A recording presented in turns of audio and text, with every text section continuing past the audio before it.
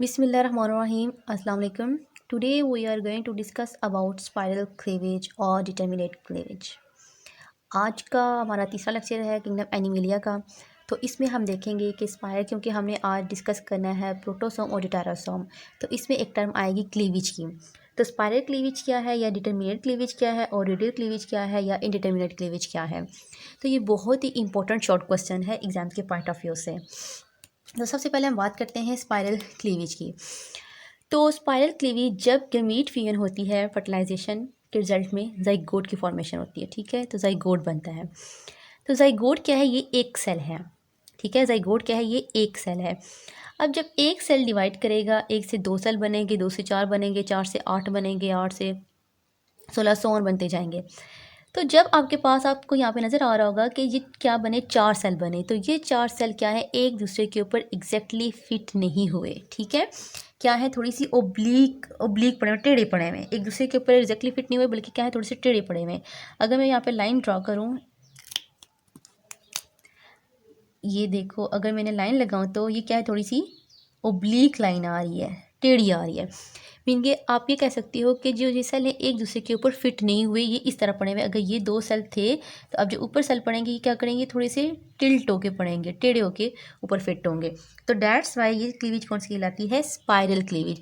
इसमें क्या होता है, सेल एक दूसरे के ऊपर एग्जैक्टली फिट नहीं होते। ठीक है, सेल क्या है, एक दूसरे के ऊपर एग्जैक्टली फिट नहीं होंगे, लाइक दिस फिट नहीं होंगे, बल्कि क्या होंगे, थोड़े से यूँ टिल्ट करके प्रेजेंट होंगे, टेढ़े प्रेजेंट होंगे। इसके बाद अगर हम बात करें रेडियल क्लीवेज की, तो रेडियल क्लीवेज में जब गैमीट फ्यूजन होगी तो इसके रिजल्ट में क्या बनेगा, ज़ाइगोट बनेगा।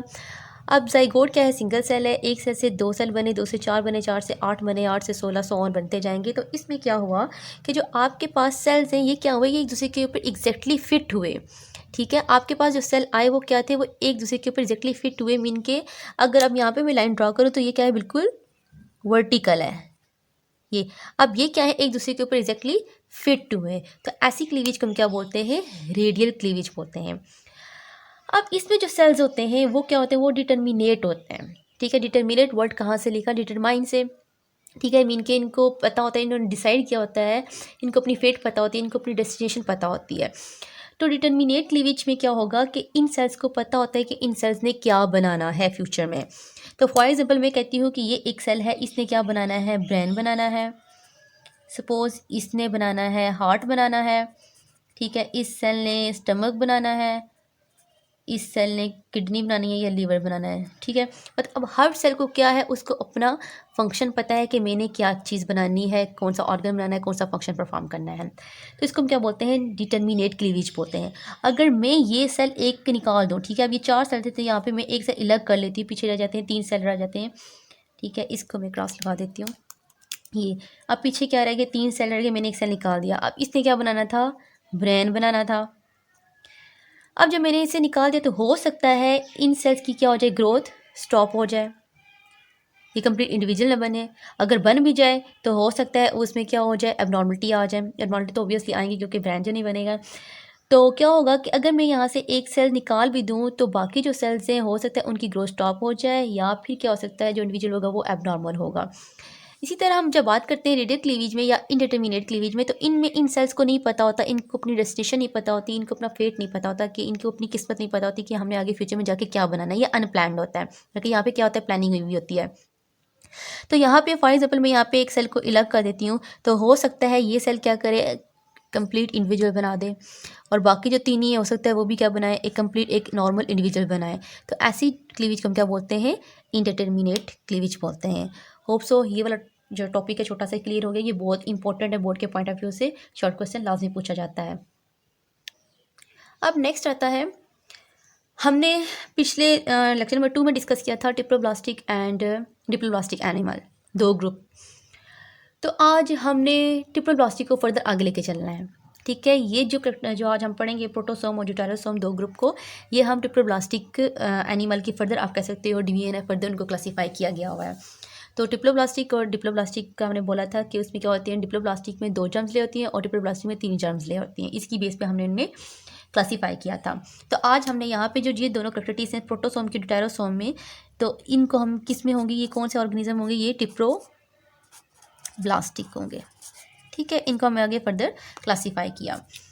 On the basis of fate of germ layer आप कह सकते हो, या फेट ऑफ सेल।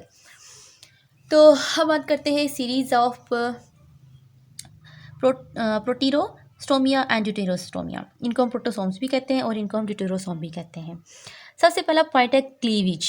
तो क्लीविज प्रोटोसोम में स्पाइरल एंड डिटर्मिनेट, ठीक है। स्पाइरल क्लीविज अभी हमने डिस्कस किया है और डिटर्मिनेट को भी हमने डिस्कस किया, ये पॉइंट हमारा क्लियर है। इसके बाद ड्यूटेरोसोम में रेडियल क्लीविज होती है और ये क्या होते हैं, इंडिटर्मिनेट होते हैं। इसके बाद सेकंड पॉइंट है ब्लास्टोपोर का। अब ब्लास्टोपोर क्या है ये हम डिस्कस करते हैं।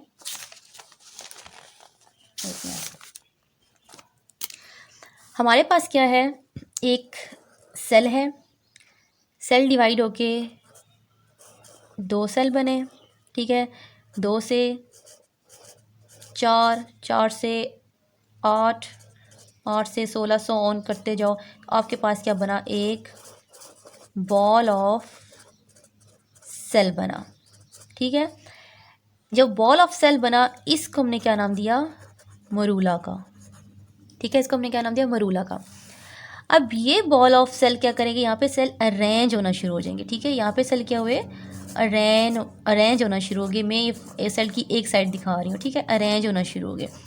अब जब ये अरेंज हुए तो यहाँ इस वाले जब सेल इसमें इस स्टेज में क्या हुआ, सेल अरेंज होना शुरू हो गए, तो इस स्टेज को हमने क्या नाम दिया, ब्लास्टूला का, ठीक है। ये कौन सी स्टेज है, ब्लास्टूला।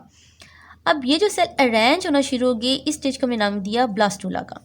तो फिर ब्लास्टूला स्टेज में क्या होगा कि सेल अंदर की तरफ मूव करना शुरू हो जाएंगे, ठीक है। ये सेल थे, अब सेल क्या होना शुरू हो गए, अंदर की तरफ मूव होना शुरू हो गए।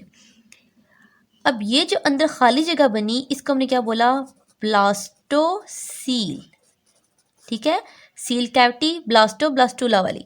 तो ब्लास्टूला स्टेज में क्या हुआ, आपके पास सेल अरेंज होना शुरू हो गए अंदर से, आप कह लो जो फुटबॉल की तरह, ठीक है। सेल क्या होंगे, सराउंडिंग पे आना शुरू होंगे अंदर। फुटबॉल के अंदर क्या होती है, खाली कैविटी होती है, तो उस खाली कैविटी को हमने नाम क्या दिया, ब्लास्टोसील का दिया। फिर ये वाले जो सेल थे ये अंदर की तरफ मूव होना शुरू हो गए, ठीक है। जब ये सेल अंदर की तरफ मूव हुए, अब यहाँ पे क्या बनना शुरू हो गया, सुराख बनना शुरू हो गया, पोर बना। तो इसको हमने क्या नाम दिया, ब्लास्टोपोर, ठीक है। इसको हमने नाम क्या दिया, ब्लास्टोपोर। तो यहाँ तक आपको क्लियर हो गया होगा।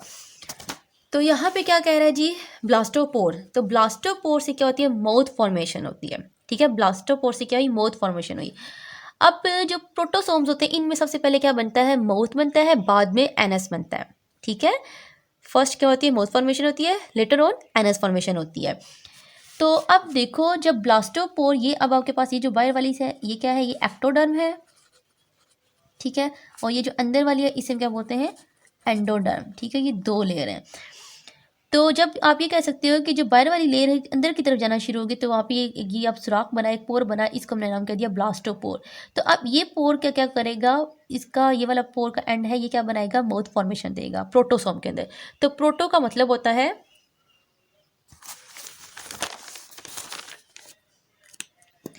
प्रोटो का मतलब होता है फर्स्ट,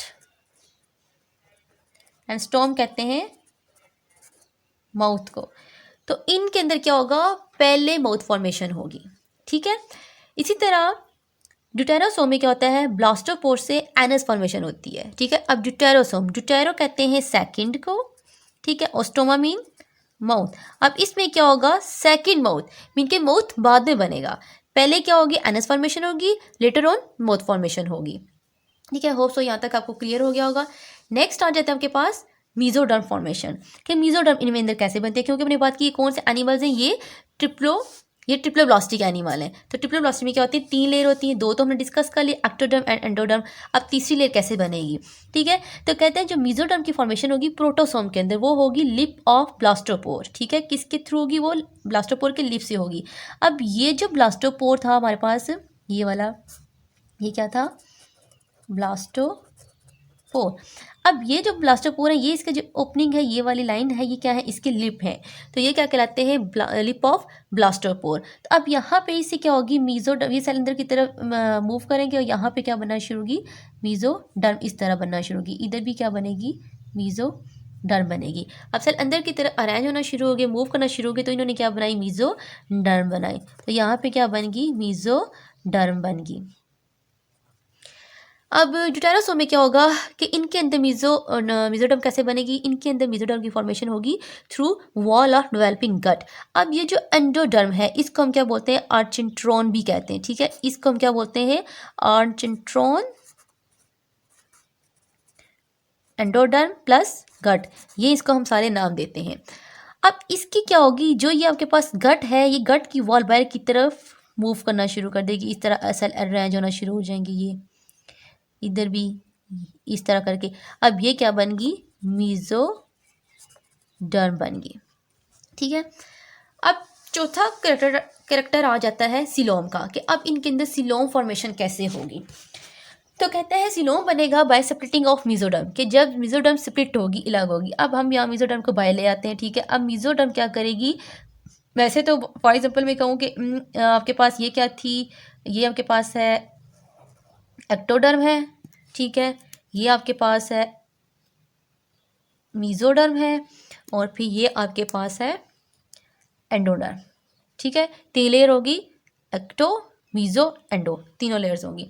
अब कहते हैं स्प्लिटिंग ऑफ मेसोडर्म। अब जो ये ब्लैक मेसोडर्म है इसको अलग, ये क्या करेगी, ये इस तरह 2 अपनी लेयर बना लेगी लाइक दिस, ठीक है। ये मैं थोड़ा सा सिर्फ ड्रॉ कर रही हूँ लाइक दिस, ठीक है। एक इसकी आउटर लेयर होगी, एक इसकी इनर लेयर होगी, एक को पेरिटल बोलते हैं, एक को वेस्टल बोलते हैं।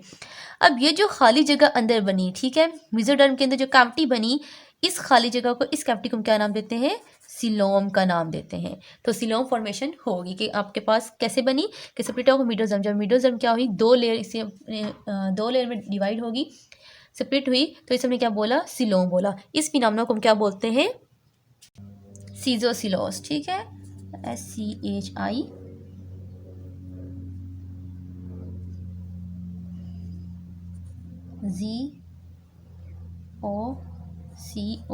ZOCOELOUS, ठीक है, सीजोसिलोस।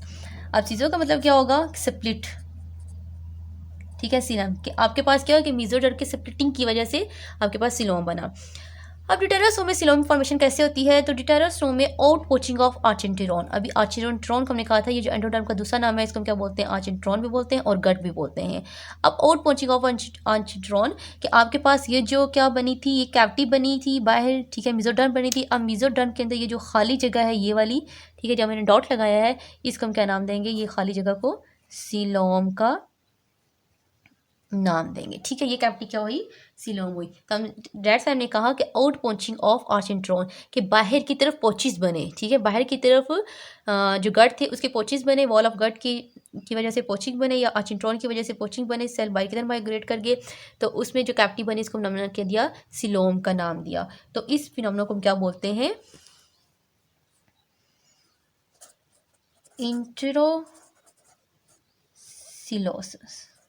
ठीक है, इंट्रोसिलोसिस। इंट्रो मीन गट या आर्चिंट्रॉन, ठीक है, कि आर्चिंट्रॉन की वजह से अब इसमें क्या बना, सिलोम बना। अब इसके अंदर कौन कौन से फाइलम इंक्लूड है, इसके अंदर एनीलिडा है, मोलस्का है, आर्थ्रोपोडा है, ये 3 फाइलम प्रोटोसोम्स के अंदर इंक्लूड है। और काइनोडर्मेटा, हिमिकॉर्डेटा एंड कॉर्डेटा, ये किसके अंदर है, ड्यूटेरोस्टोम के। ये very very short question important है प्रोटोसोम ड्यूटेरोसोम का। या तो इनके अंदर कहता है कंपेयर करो प्रोटोसोम ड्यूटेरोसोम के अंदर, या फिर वो किसी एक की, या प्रोटोसोम की कैरेक्टरिस्टिक्स पूछ सकता है, या फिर ड्यूटेरोसोम की कैरेक्टरिस्टिक्स पूछ सकता है। तो आपने ये 4-5 जो कैरेक्टर्स हैं इसके लिखने हैं। होप सो आपको आज का लेक्चर समझ आ गया होगा। दुआ में याद रखिएगा। अल्लाह हाफिज़।